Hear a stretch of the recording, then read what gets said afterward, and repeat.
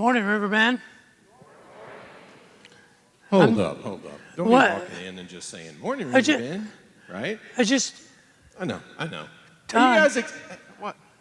I was, Look, we wanted to have a little fun with you. You've been on vacation forever, right? It was like, look at me. My name's Dave. I'm on vacation. I have a beautiful tan, right?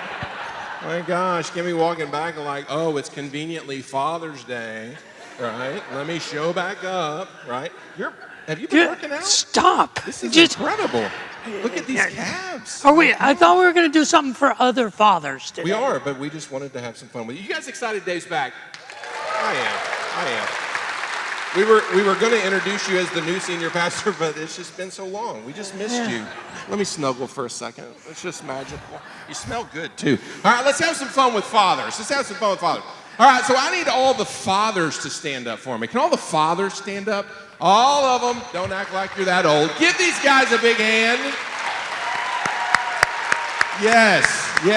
So I will tell you that I think Travis mentioned it when you guys can sit down again. You guys immediately looking at me like, seriously, we're old. All right, we're tired and we're old. Anyways, you guys got some gifts when you leave here today. But we have some special gifts for a few fathers. So I wanted to ask, we're going to try and find out which dad has the most children, right? So if you've got 3 kids or more, stand up for me. Let's get some lights out there so we can see too. Okay, 3 kids or more. All right, we're already praying for you. Yeah, give them a hand, right? All right, so if you have 4 kids or more, stay seated. Or stay standing. There we go. Okay, we're really praying for y'all. I'm sort of scared to put the thumb out, I'm gonna be honest with you. If you have 5 kids or more, stay standing. Hold on. We have 1 over there. We have 1 right here. Let's see. We have 4. Jeez, guys, seriously. Okay, let's just try. 6 kids or more, stay standing. Okay, we have 1. Make sure someone said, attaboy. All right. We have 1 over here. So 6. You guys have 6. Is that 2? All right, dare I ask, guys, 7? No way! 7? Do you have 6.3 right now? Okay, very good. So I think we have a winner over here. Come on down, Dad. You got to come down and get a gift. Come on down. Give him a big hand. He's getting no rest. He basically is a taxi service for his children. Come on down here, Dad. We gotta find out his name. We do have a gift. Bring it over here. So do you guys ever heard of Yetis? Yeah? So come on down, Dad. Give him a big hand. He's sort of nervous. All right, Dad. So we have to find out what is your name? What's your name? Patrick Starley. Patrick, did you jump into this going, hey, I want 6 of them? Or 7? However many? No, you just jumped in. This is for you. Hopefully you'll probably need a bag that big to put all the lunches in. So, yeah, for sure. Give him a big hand. Huge. All right, we want to find one more dad. In this one, we want to find the youngest dad. Look, why'd y'all start laughing? Dave, it's not you. No, it's not you. I've talked to your children. It's not you. We know. So if you are a dad and you're 40 years old or younger, stand up. 40 years old or younger, okay? All right, we got a few of you. Some of you are moving far slower than what a 40-year-old dad or younger should be. All right, so if you are 35 years old or younger, stay standing. Hold on. We got 2. We got 1 up here. We got 1 here. Am I missing any? Okay, very good. Okay, so we're going to do a runoff here, dads. All right? 34 years old? 33? Hold on. Nuh-uh. Stand up again. How old are you, Dad? How many? I can't even hear him. 34. You're 34 too? Get out of town. Okay. This is what we got to do. Dads, we're going to have you stand up. We're going to play distance, rock, paper, scissors. Turn around and face him. This is what we got to do this. All right, so that's your competitor. You're not supposed to be nice. Don't wave at him, all right? On the count of 3, we're going to go rock. Did you just ask your wife which one you should do? You did. Okay, that's adorable. All right, so this is what we're going to do. On the count of 3, rock, paper, scissors, and no cheating. All right, ready? 1, 2, 3. Okay, paper. What do you have? Rock. Paper covers rock, so you win, Dad. Come on down. Come on down. Give him a big hand. That's awesome. That's awesome, awesome, awesome. So because you're the youngest dad, you see that cool gift we gave that other dad? See, we're just going to give you a keychain. That's it. You're the youngest dad, so this is where we're starting out, all right? It's a tough job, but somebody's got to do it. Tough job, right? Don't hug him. I know. He just got to introduce himself to you. That's awesome. He's our new pastor. Yeah. What's your name, buddy? Stephen. Stephen, how many kids you got? Just one? How old is your little one? 22 months. What's his name? Indy? That's awesome. Is he going to be a race car driver?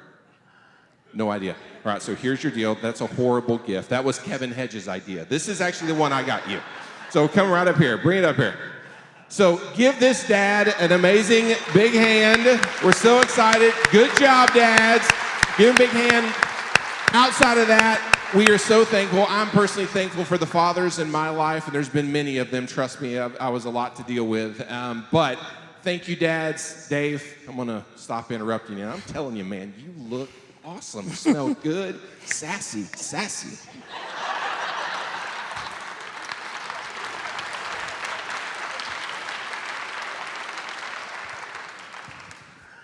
What have I come back to? No, it is still good to be home. It really is, and I want to say thank you to first of all to our team. I hope you understand the gifted men and women that have dedicated themselves to serving you and serving this community that gives people like me a chance to get away and be refreshed. It's because we have such amazing men and women who have dedicated themselves to the service of this church and the service of this community. And I was particularly proud of our teaching team, Nick Steinlosky, Alan Hilton, and especially Stephanie Rollins and Travis Taylor. I hope you appreciate what a gift it is.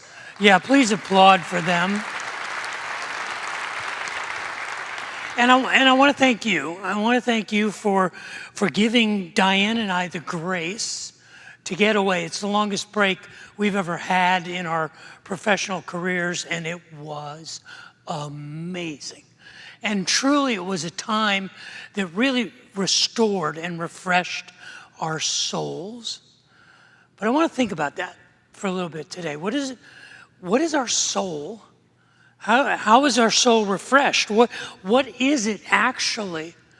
If we look back in human history, I think human beings have always understood that we are more than physical beings. We are more than just our bodies. We are part of something that is larger than ourselves. Since human beings have been essentially sentient, we have realized that the world is made up of that which we know, the known, and the unknown. And while the things that we know about the universe and know about the world that we live in are constantly increasing, the things that we don't know are the mysteries and the uncertainties and the ambiguities of the universe we live in. This is the realm of philosophy and the realm of theology and the realm of all kinds of speculation about the mysteries of the universe. And it seems that even though our knowledge of the universe is constantly, exponentially increasing, it seems that the more we know, the more we realize how little we know. So that the universe is not 50-50, that which is known and that which is unknown. Really what it is perhaps 99.9% unknown. And all we really know about the universe that we live in is a thin membrane of knowledge about the mysteries of the universe. It's amazing that we don't even know what we don't know. And it's in this realm of mystery, in this realm of the unknown, that the science of the soul exists. The way we view human beings today, pretty much universally, scientifically, is we view ourselves kind of in three dimensions. We have a physical dimension, our bodies, and we have a mental or an intellectual dimension, our mind, and we have a psychological or emotional dimension, our feelings, and we understand that the mental, the intellectual, the dimension of our consciousness, and our emotional and psychological, and these intangible parts of our existence are just as real as our physical existence. And this is consistent with the way that the Bible portrays us as human beings. It portrays us as made in God's image, as people who are fashioned with a physical body and a soul and a spirit. Now, this line is fuzzy between the soul and the spirit, but what I want to focus on in the coming weeks is how do we know that this even exists? What is our soul? But perhaps more importantly, how do we care for it and feed it? How do we intentionally refresh and renew and restore our souls? We're going to dive into the deep end of the pool, but it's summertime, and I can't think of a better place to be than in the deep end of the pool. So for the next few weeks, we're going to be swimming in some deep considerations of the mysteries of our soul. But before we dive in, I'd like to pray with you. Would you pray with me? Father in heaven, I would ask that the words of my mouth and the meditations of my heart would be pleasing in your sight, that you would use your words spoken by your servant and anointed by your Spirit to challenge us to care for not just our bodies and not just our hearts, but also our souls.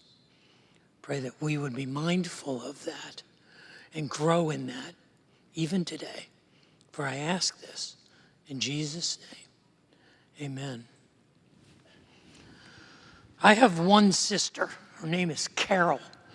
She is 13 months younger than I am, and literally I have known her longer than any other person alive on this planet. And the entire time that I have known my younger sister Carol, we have been rivals.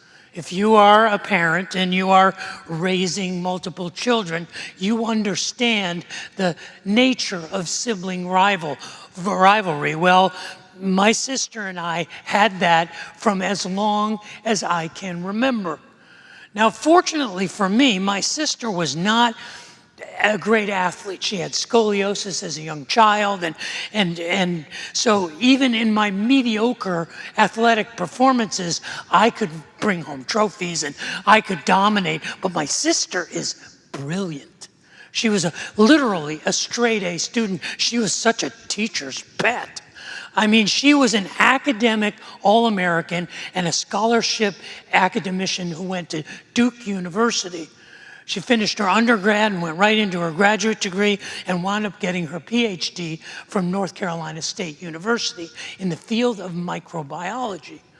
And she has spent her entire professional career in the physical sciences as a biologist, as a chemist, as a person who has worked in the field of human genome studies and DNA research.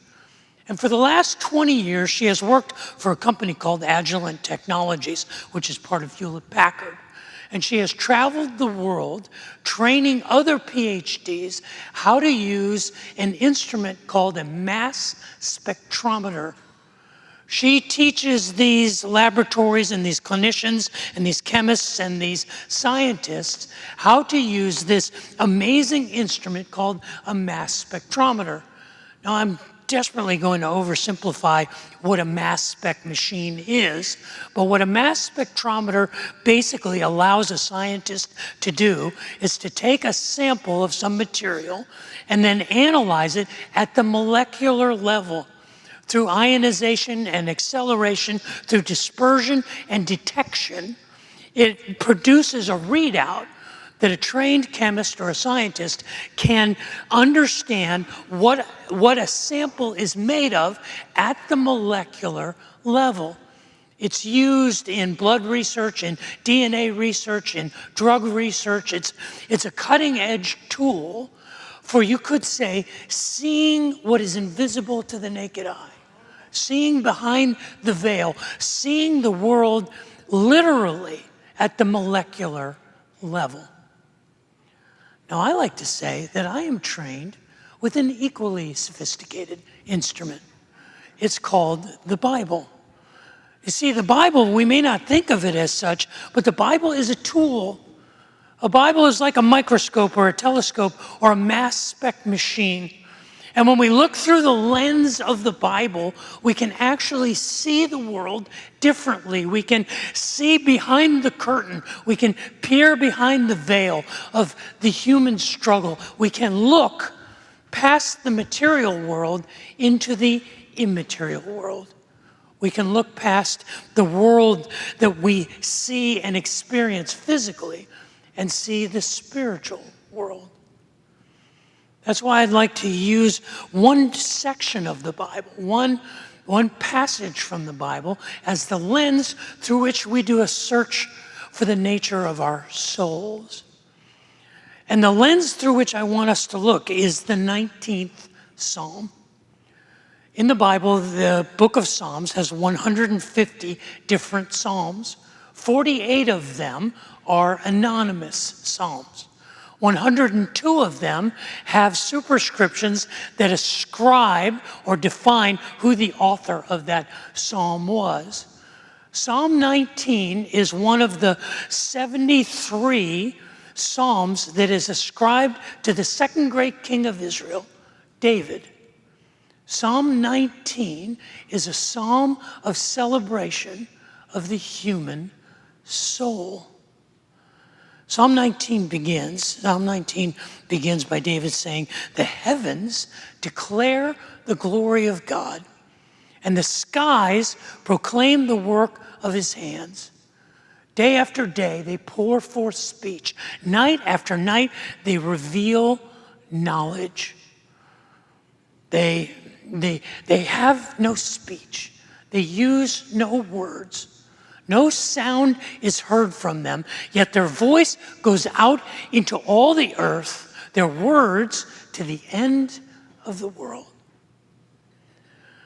Now, if you are thinking empirically, if you are thinking scientifically, particularly if you are thinking astronomically or astrophysically, you read these first 4 verses and you say, that's just a bunch of superstitious mythology. That the universe makes no sounds, that it has no voice, that it has no speech. We have discovered in the last century that the universe is filled with sounds. In fact, there's a scientific area of astrophysics that searches the universe for the sounds of the Big Bang. We build arrays of radio telescopes and they populate the earth and they search the heavens. Not just for the possibility that somewhere out there is another sentient civilization that is trying to communicate with us, but more importantly, to try and hear the echoes of the explosion that was the source of the universe as we know it. The universe is filled with sound. The universe is filled with a voice. So if you're an astrophysicist or an astronomer, you read these verses and you start to scratch your head about the mythology and about the superstition that undergirded this writing, but you go positively apoplectic with what he says in the next 3 stanzas. In the middle of verse 4, he says, in the heavens, God has pitched a tent for the sun. What? And the sun comes forth like a bridegroom coming out of his chambers on a wedding night. Like a champion, like an athlete who is rejoicing, who is eager for the contest, who is eager to run his course. The imagery is of this enthusiasm. It says it rises at one end of the heavens and makes its circuit to the other. Nothing is deprived of its warmth. From an astronomical point of view, as an astrophysicist, you say that's just wrong. That's just bad science. Because we know that the sun doesn't revolve around the earth. It's the ancient myth that the earth was the center of the universe and the universe revolved around it. And that was completely disproven almost 500 years ago when Galileo made his observations about the rotation of the earth and the movement of the planets. We know that we live in a heliocentric solar system, and that the earth actually revolves on an axis in 24 what we call 1 hour segments, that it makes an orbit around the sun in 365 and a quarter of those rotations. So this is nonsensical to say that the sun is revolving around the earth and nothing is spared from its warmth. But David is speaking figuratively here. David is talking poetically about how he experiences the beauty and the majesty of something like a sunrise. The beauty and the majesty of the world that he lives in. In verse 4, when he's talking about the eagerness of the sun to rise, of the sun to shine, I believe he's reflecting on the beauty, the reliability, the dependability of the rising of the sun. Has there ever been a day that you have experienced when the sun did not rise? Has there ever been a time when the sun was not exactly where it was supposed to be at exactly the time it was supposed to be there? It's never late. It is completely reliable. It is absolutely dependable. It is beautifully trustworthy. And living in a world where anything seems subject to change, where everything seems unreliable and undependable, David sees the beauty and the majesty in the reliability of the sun, and it's almost as if it is eager to show us how reliable it is. In verse 6, where David is reflecting on the sun making its course through the sky, that it begins at one end of the heavens and it moves to the other, and that nothing is deprived of its warmth. David is reflecting on the beauty of the sun, even when we can't see it. In the darkest of nights, the sun is still there. Behind the greatest and darkest of storms, the sun is still shining. No matter what is going on in our lives, the sun will rise. Count on it. And for this, David is thankful because he sees the majesty and the beauty of it. You see, this is poetry, for the crying out loud. This isn't a scientific statement, and while I could argue that David is not contradicting what we know about science, David is celebrating the beauty of the universe and the world around him. He's using poetic language. He's using metaphor and simile and comparison. He is using figures of speech. You understand how this works. I mean, it's like if you saw Vincent van Gogh's painting, A Starry Night, and you went up to Vincent and you said, "Vincent, that's terrible. That's not how the sky looks. Those stars don't." Where did you ever see this? That's so absurd. When he is actually saying, in his desperation and in the pain of his struggle, the light that pierces the darkness shines for him with a glow that seems overwhelming. Be like saying to Monet or to Renoir or to Degas or any of the Impressionist painters, that's not what a sunset looks like, all muted and blurry like that. If you're going to paint a painting, paint it like it actually looks instead of how you feel. You see, we understand this. And the reason we understand this is because we have a soul. You want to know what the first evidence of our soul is? It is that we understand beauty. We not only understand beauty, we are refreshed by it. We not only are refreshed by beauty, we have the ability to create it. As you say, well, you know, there's beauty all over. The flowers are beautiful. The birds are beautiful. The animals that roam the earth are beautiful. Yeah, but they don't understand beauty. Of course your dog loves you. Of course your dog thinks you're awesome because your dog doesn't care if you're ugly. Your dog doesn't care if you're rich or your dog doesn't care if you're poor. You think your dog knows whether you're the CEO of a company or whether you just got fired? Your dog just knows you're my guy, you're my girl. Now, we can speculate. Maybe a lion sitting on the Serengeti views a herd of water buffaloes and says, aren't they majestic?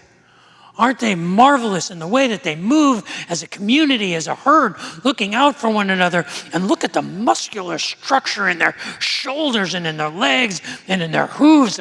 They're so powerful and strong. We don't know if the lion thinks that. More than likely, all the lion thinks is, that one looks delicious. Why does a bird sing? Perhaps a bird sings just because it can, or perhaps a bird sings to procreate. A bird sings for survival. See, nature is essentially pragmatic.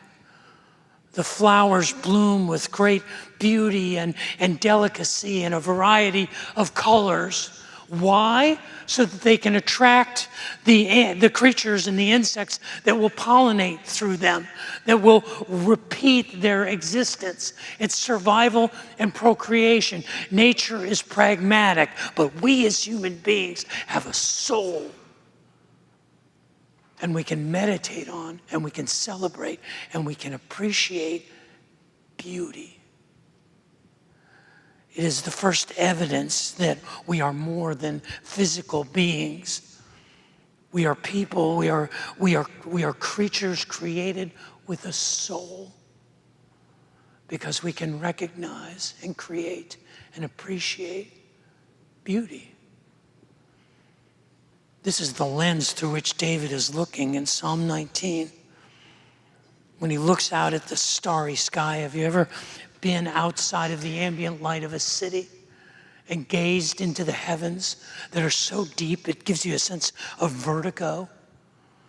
That's what he means when he says the heavens declare the glory of God and the skies are a lesson. They are a classroom. They are a master class in a revelation of the character of their Creator. Day after day, they pour forth speech.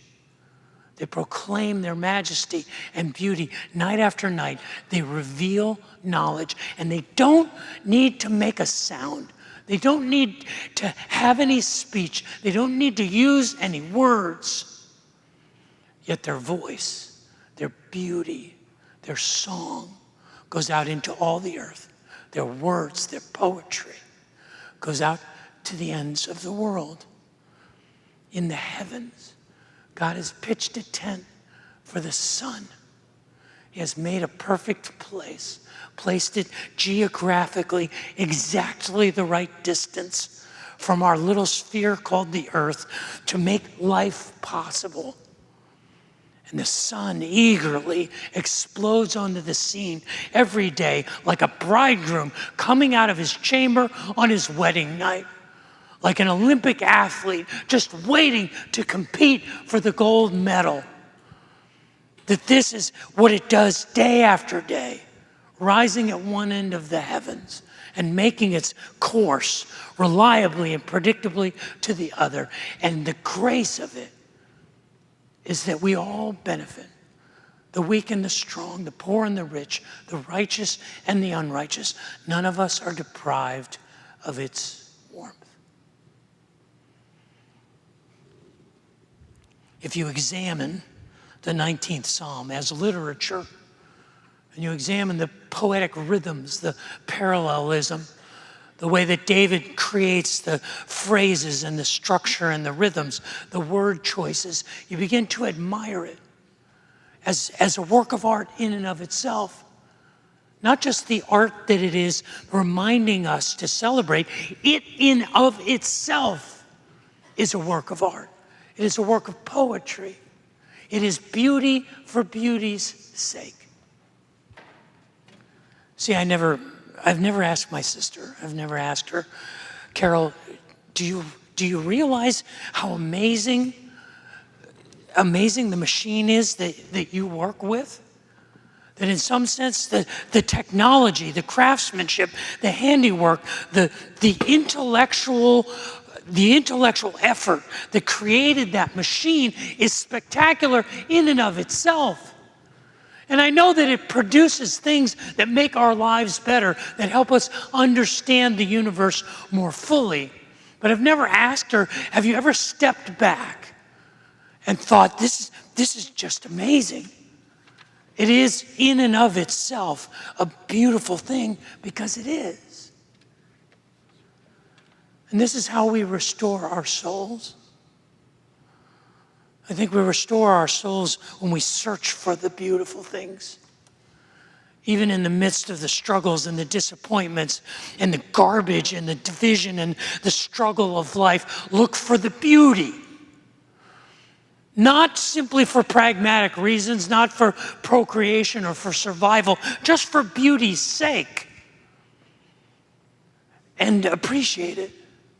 We refresh our souls when we have good conversations with friends, when we eat a beautiful meal, when we drink great wine, when we visit spectacular places, when we listen to beautiful music. Every opportunity that we get to absorb great art, to watch great films, to sit through great theater, to look for the beauty that is woven into the fabric of every single day, the beauty of a sunrise, the Saharan dust-filled sunsets in the 120-degree heat of an Austin summer. There is beauty there.